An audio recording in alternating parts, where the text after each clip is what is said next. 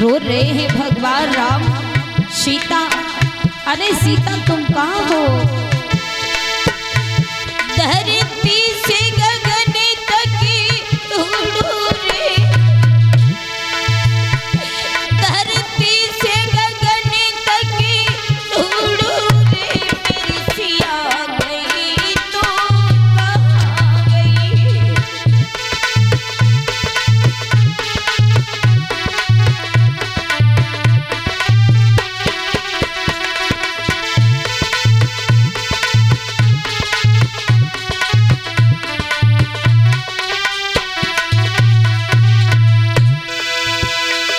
और बोले प्रभु राम, पशु पक्षी तुम ही बताइयो रे, सीता की खोज लगइयो रे।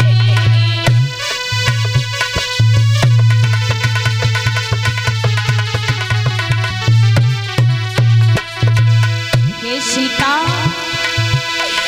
पशु पक्षी तुम ही बताइयो रे, सीता की खोज लगइयो रे। ओ प्राणों से प्यारी सीता, ओ प्राणों से प्यारी सीता, तुम चली गई तो कहाँ गई?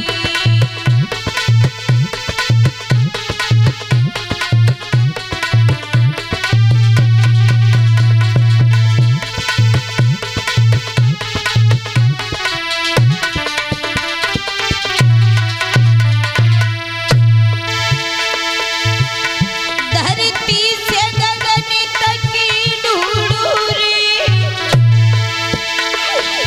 धरती से गगन तक ढूंढूं रे, मेरी सिया गई तो कहाँ गई?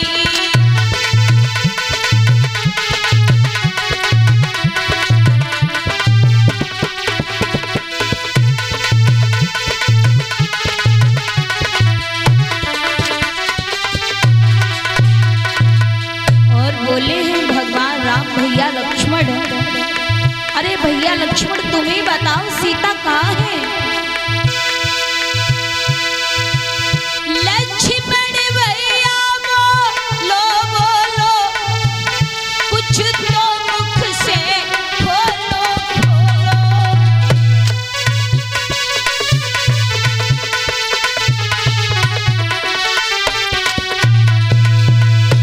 लक्ष्मण भैया बोलो बोलो, कुछ मुख से तो बोलो बोलो।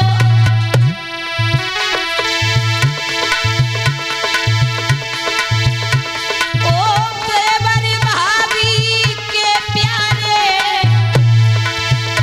ओ देवर भाभी के प्यारे, तेरी भवज गई तो कहाँ गई?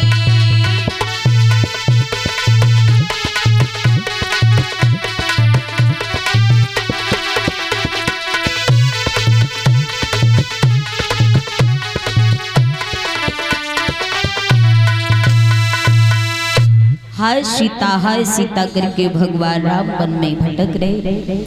भोले बाबा आए, भोले बाबा ने हाथ जोड़ करके दंडवत प्रणाम किया। जैसे ही प्रणाम किया है, सती चक्कर में पड़ गई, कहने लगी भोले बाबा से, प्रभु ये जरा जरा से वन में तपसी घूम रहे हैं, इन्हें आप प्रणाम कर रहे हैं, ये कौन है? भगवान भोले बाबा कहने लगे, सती ये कोई और नहीं है, ये भगवान है। ये कैसे भगवान है, कौन से भगवान? बोले ये कड़कड़ में वास करने वाले हैं, दुनिया को रचाने वाले हैं, ये वही भगवान है। पर ये रो क्यों रहे हैं?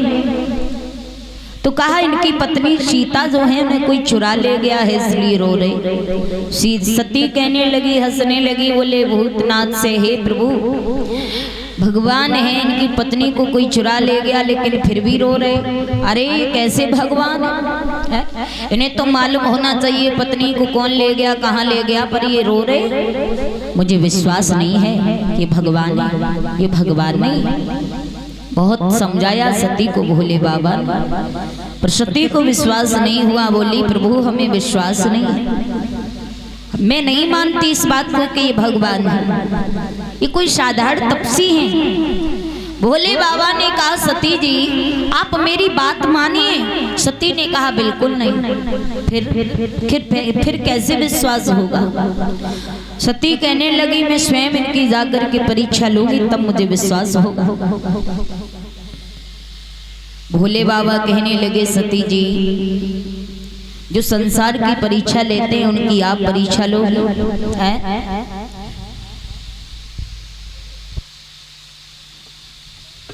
अगर आपको विश्वास नहीं है तो आप जैसे जानो जैसे समझो वैसे जाओ और प्रभु की परीक्षा लेके आओ, तुम्हें विश्वास हो जाएगा। आज मेरे भगवत श्रोताओं उसी समय सती नहीं मानी तो भोले बाबा ने आज्ञा दे दी सती को। सती आज भगवान राम की परीक्षा लेने के लिए चली मेरी मैया।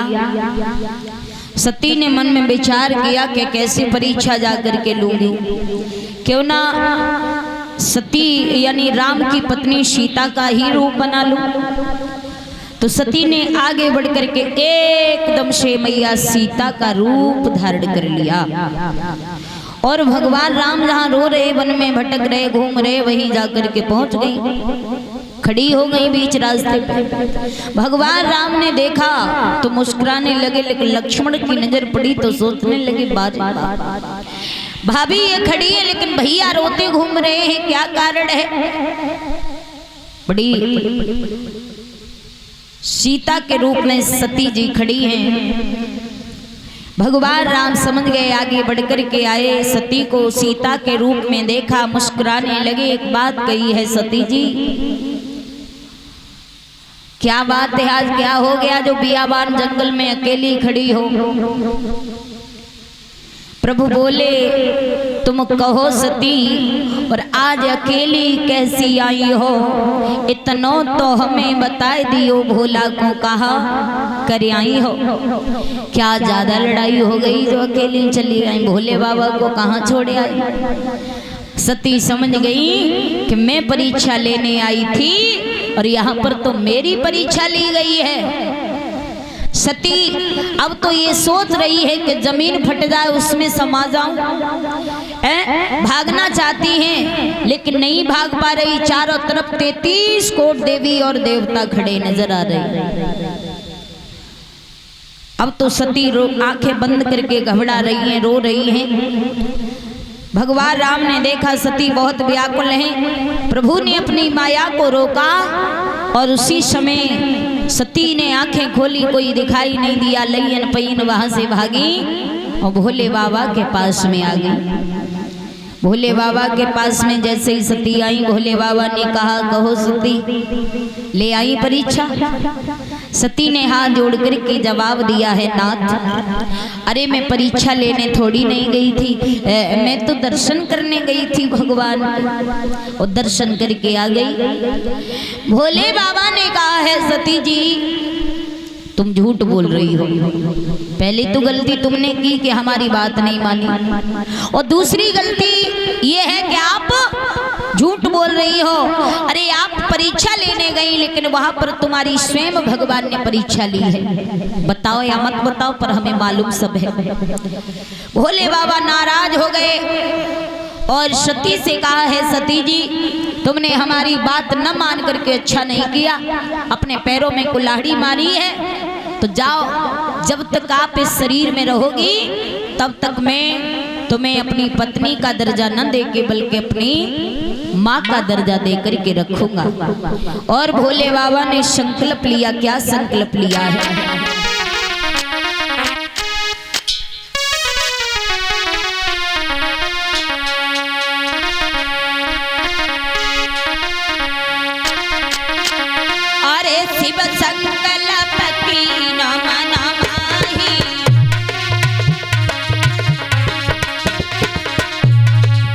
भोले बाबा ने संकल्प किया है और कहा है सती जी शिव संकल्प की नाम नमाई, अरे जातन भेंट सती बनाई।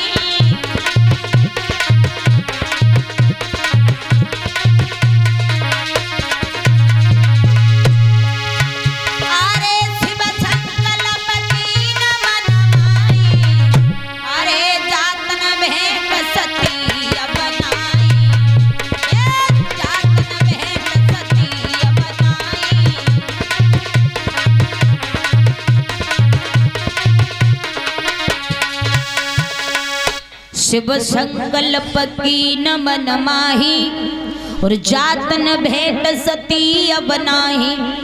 कहा सती से जब तक आप इस शरीर में रहोगी हम तुम्हें अपनी पत्नी का दर्जा कभी नहीं दे सकते। आज भोले बाबा ने सती को त्याग दिया, सती को त्याग दिया। भोलेनाथ समाधि लगा करके बैठ जाते हैं और सती रोती हैं, भोले बाबा के चरणों में सर पटक पटक करके विलाप करती हैं। कहती है प्रभु जरा मेरी तरफ ध्यान दीजिए। पर भोले बाबा ने त्याग दिया। नांदिया से कहती है अरे नांदिया तू ही हमारे भोले बाबा को जगा दे, बहुत समय हो गया, कम से कम अब तो आंखें खोल ले। पर भोले बाबा नेत्र नहीं खोल रहे हैं। भैया धीरे धीरे समय गुजरता चला गया। बताया जाता है धीरे धीरे 87,000 वर्ष बीत गए भोले बाबा की समाधि को लगे हुए।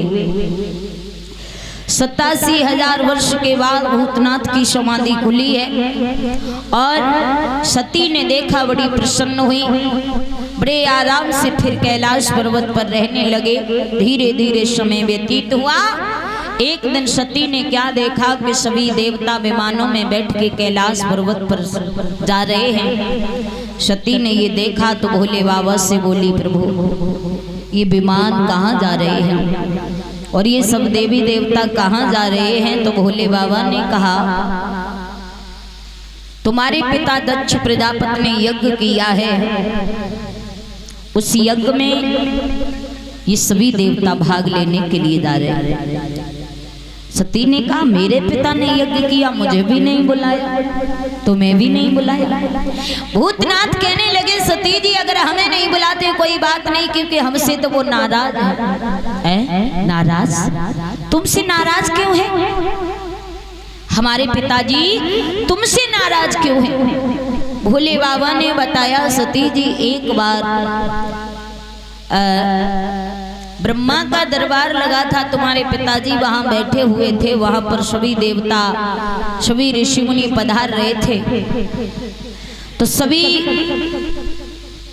आपके पिताजी वहां सभी ऋषि मुनि बैठे हुए थे। आपके पिताजी जब उस सभा में आए तो सभी ने खड़े होकर तुम्हारे पिताजी का सम्मान किया, लेकिन मैं नहीं खड़ा हुआ, मैं बैठा रहा। तुम्हारे पिताजी इसी बात को लेकर के मुझसे नाराज हैं, इसीलिए हमें शायद नहीं बुलाया होगा। हाँ। तो कहा सती ने कोई बात नहीं है, तुम्हें नहीं बुलाया पर मैं तो उनकी बेटी हूँ, मैं तो जरूर जाऊंगी। भूतनाथ कहने लगी सती जी आप जाओ, हम जाने को मना नहीं कर रहे हैं, लेकिन हाँ जहाँ से कोई निमंत्रण नहीं आया हो, कोई बुलावा नहीं आया हो, वो चाहे भाई और पिता गुरु का मित्र का किसी का घर हो, ऐसी जगहों पर बिना बुलाए नहीं जाना चाहिए। जिस जगह पे आदर भाव न हो उस जगह पे जाना ना चाहिए। जिस जगह पे सम्मान न हो वहां जाने में क्या अच्छा है। इसलिए तुम्हारे पिताजी ने यज्ञ किया है, तुम्हें नहीं बुलाया, इसलिए वहां मत जाओ। सती बोली मैं तो बिल्कुल जाऊंगा। पिताजी के यहाँ जब कोई शादी विवाह हवन यज्ञ भागवत कथा होती है तो इसकी खुशी बेटियों को कितनी होती है, बेटियों से पूछा जाए। इसलिए मुझे आज्ञा दे दो, मुझे जाना है। बहुत समझाया सती को भोले बाबा ने, पर सती ने एक बात भी नहीं मानी। बोली नाथ मैं तो जरूर जाऊंगा। भोले बाबा ने कहा सती जी तुम जाओगी लेकिन बाद में पछताओगी, इसलिए मान जाओ। सती बोली कुछ भी नहीं होगा, तुम मुझे भेज दो, बहुत समय हो गया। अरे मायके में जाऊंगी अपनी माँ से मिलने और साथ की सहेलियों से मिल के आऊंगी, पड़ोसन की भाभियों से मिल के आऊंगी, बड़ा आनंद आएगा, इसलिए भेज दो मुझे। मैं नहीं मानूंगी, मेरे पिता ने यज्ञ रची है, इसलिए मुझे भेज दीजिए। सती बोली और क्या बोली कि मैं नहीं मानूंगी और मेरे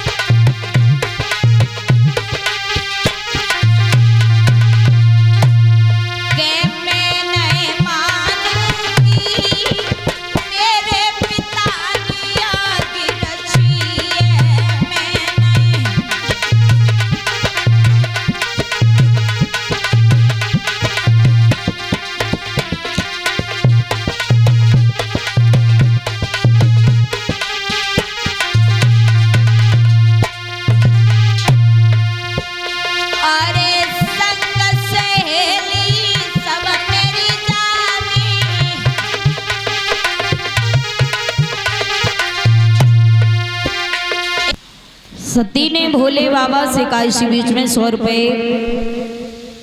बलवीर सिंह इस्माइलपुर से कथा में दान कर रहे हैं, धन्यवाद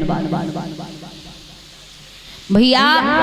सती को भोले बाबा ने समझाया, सती नहीं मानी, बोली प्रभु मैं तो जाऊंगी। हट कर गई सती जी। और स्त्री अगर हट कर जाए तो उसे रोक भी कौन सकता है। नहीं मानी, भोले बाबा ने समझ लिया नहीं मानेंगी, 2 गढ़ों को बुलाया, साथ में कर दिया। आज सती 2 गढ़ों के साथ में पहुंची अपने पिता दक्ष प्रजापति के यहाँ, जहाँ यज्ञ में सभी देवता देवियां भाग ले रहे हैं। आज सती जाकर के जब खड़ी हुई, दक्ष पिता ने देखा तो सती को देख करके पीठ घुमा करके बैठ गया। साथ की सहेलियों ने देखा, बातचीत करने लगी, हंसने लगी। अरे बहन, सती को तो बुलाया भी नहीं गया, बिना बुलाए ही आ गई। खिल्लियां उड़ाने लगी। माँ ने सोचा बेटी को सीने से लगा लूं, लेकिन माँ ने देखा अगर मैंने बेटी को छाती से लगाया तो मेरा पति नाराज हो जाएगा। मैया ने पतिव्रत धर्म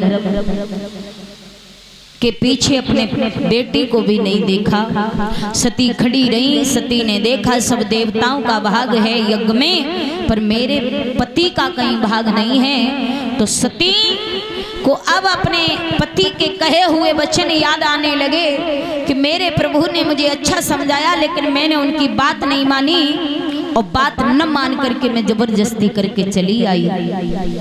लेकिन सती को वहां किसी ने भी सम्मान की नजर से नहीं देखा। सती ने देखा मेरे पिताजी का बहुत, मेरे पति का मेरे पिताजी ने बहुत अपमान किया। सती से रहा नहीं गया, बहुत क्रोध आया सती को। वहीं पर सती खड़ी हो गई, आंखों में आंसू आ गए गंगा जल की तरह। सती फूट फूट करके रोने लगी। पशु पक्षियों पेड़ पौधों से कहा, और कहा कि आप हमारे पति तक अगर पहुंच जाओ तो मेरे पति को मेरे बारे में जा करके बता देना, क्योंकि मैं अब पिता के कुटिल अन्याय पर अपने पति को जा करके अपना मुख नहीं दिखा सकती।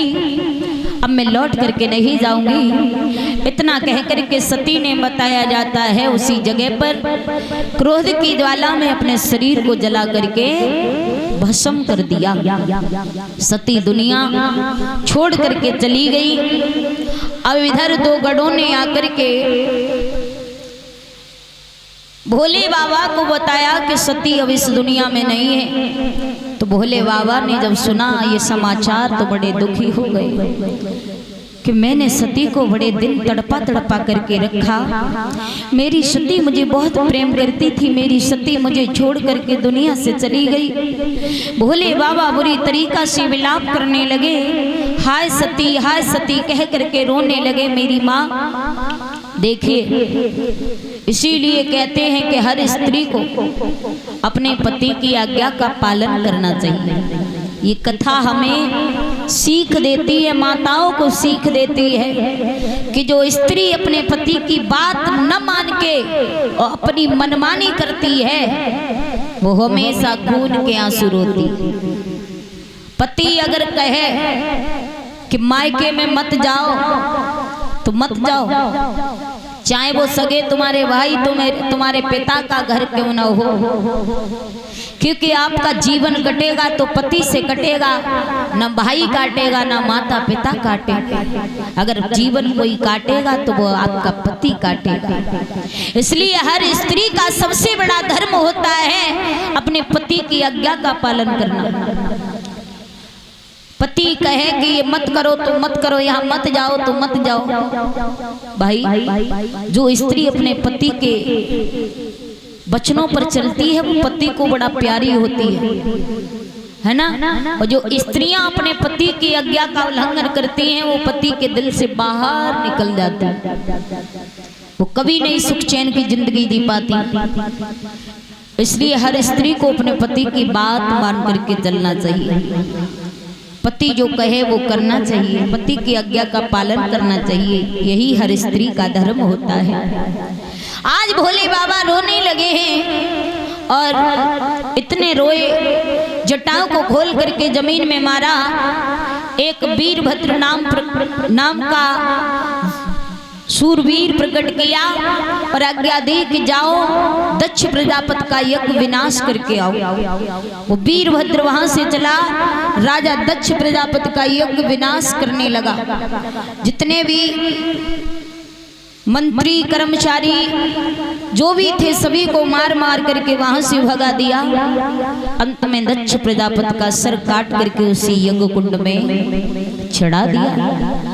और धीरे धीरे समय ऐसा हुआ, इधर भोले बाबा पागल हो रहे हैं। भगवान विष्णु ने देखा, बड़ा क्रोध में है भूतनाथ। भगवान विष्णु पास में आ गए, जवाब दिया, हे शंभु अपना क्रोध शांत करो, अब कुछ होने वाला नहीं है। सती तो अब इस दुनिया से चली गई, लौट करके नहीं आएंगी, क्योंकि जो चला जाता है वो लौट के नहीं आता।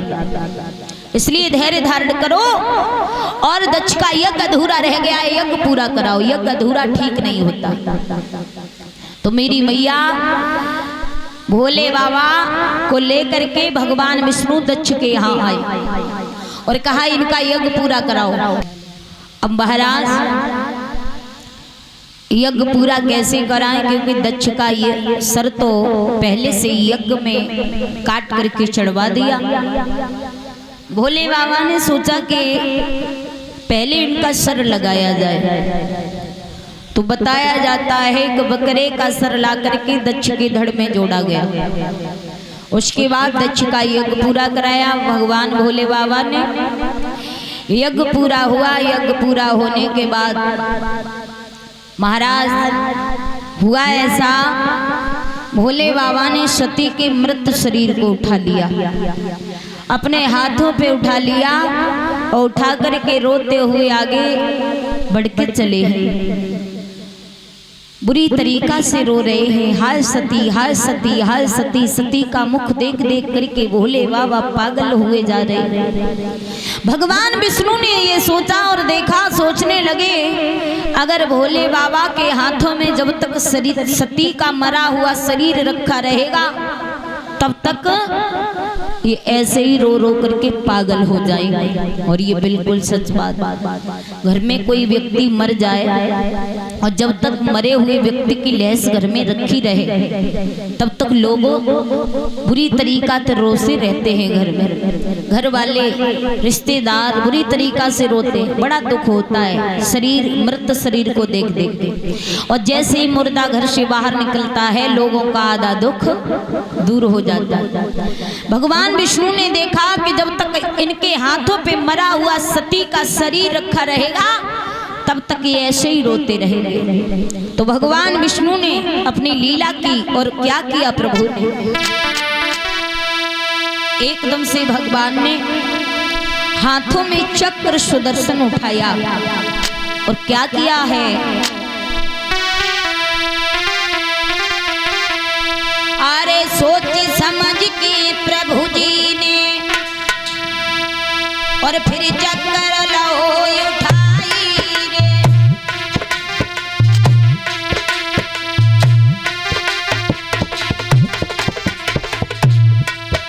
ये सोच समझ के प्रभु जी ने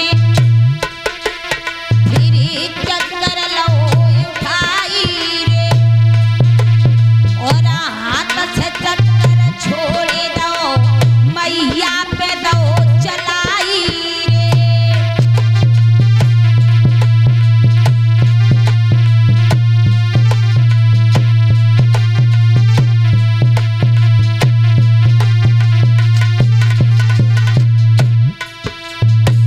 चक्र सुदर्शन हाथ से छोड़ दिया। भगवान विष्णु ने सती के ऊपर प्रहार कर दिया। और कैसे भैया, ए पैर काट दे मैया के, ए पैर काट दे मैया के, दे धोरा गड़ पहुंचाई रे। और शीश काट दो चक्कर ते दो नगर कोठु बसवाई रे।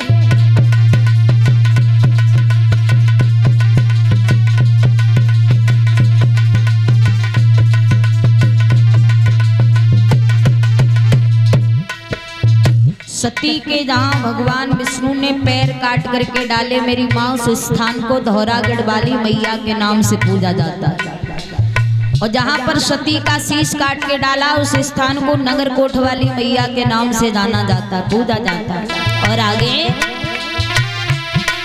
ए आँख निकली गई चकरते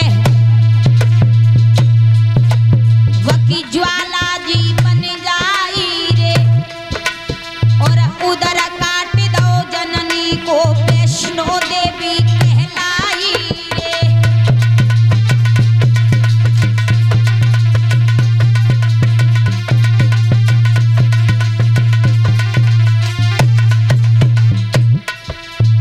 जहाँ पर सती की आंख निकाल के डाली उस स्थान को ज्वाला देवी मैया के नाम से पूजा जाता है। जहाँ पर सती का उदर यानी पेट काट के डाला उस स्थान को वैष्णो देवी के नाम से जाना जाता है, जो बड़ी बड़ी दूर से भक्तगण जात करने के लिए जाते हैं।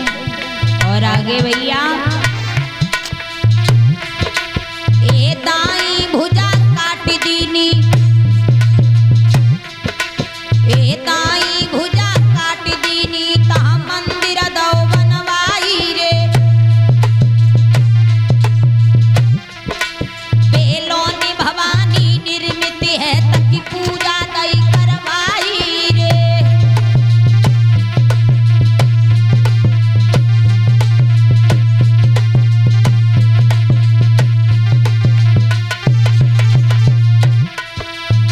मेरे भगवत श्रोताओं, जहाँ पर सती की दाई भुजा काट के डाली उस स्थान को महाराज बेलोन भवानी के नाम से पूजा जाता है।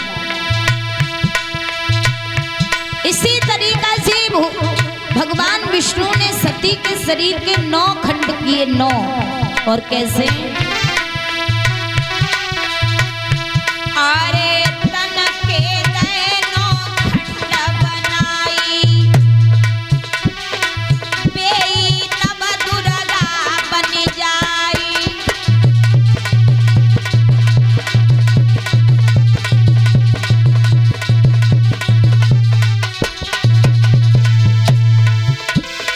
तन के दे 9 खंड बनाई, ए बेई 9 दुर्गा कहलाई।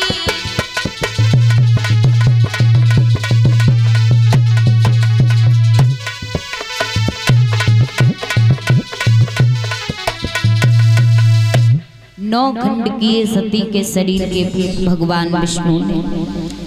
तो यहीं से हमारे ये नवरात्रि प्रारंभ होते हैं। जो माताएं 9 दिन का उपवास करती हैं, यहीं से 9 देवियां हुई, यहीं से नवरात्रि हुए। अब आगे आइए, इस तरीका से सती सती हो गई हैं महाराज दक्ष के यहाँ पर। अब दूसरा जन्म सती का हुआ है हेमांचल नगरिया के रहने वाले महाराज हेमांचल, उनकी पत्नी मैना के गर्भ से। पुनर्जन्म सती का हुआ है, मैया मैना के गर्भ से एक बेटी ने जन्म लिया है। इस तरीका से